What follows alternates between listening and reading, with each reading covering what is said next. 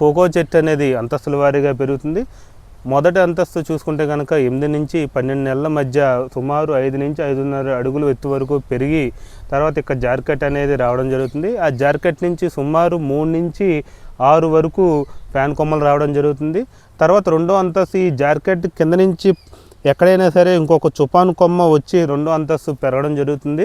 ఇలా అధిక కొమ్మల్ని పెరగనిస్తే కనుక ఎత్తు పెరిగి ఈ కాపు అనేది పైన కొమ్మలు రావడం జరుగుతుంది. ఇలా రావడం వల్ల కాయ కోత అనేది ఇబ్బందికరంగా ఉండి కొన్ని కాయలని కొయ్యకపోవడం జరుగుతుంది. తర్వాత ఎలుక ఉడతల వల్ల కూడా ఎక్కువ నష్టపోయే అవకాశం ఉంది.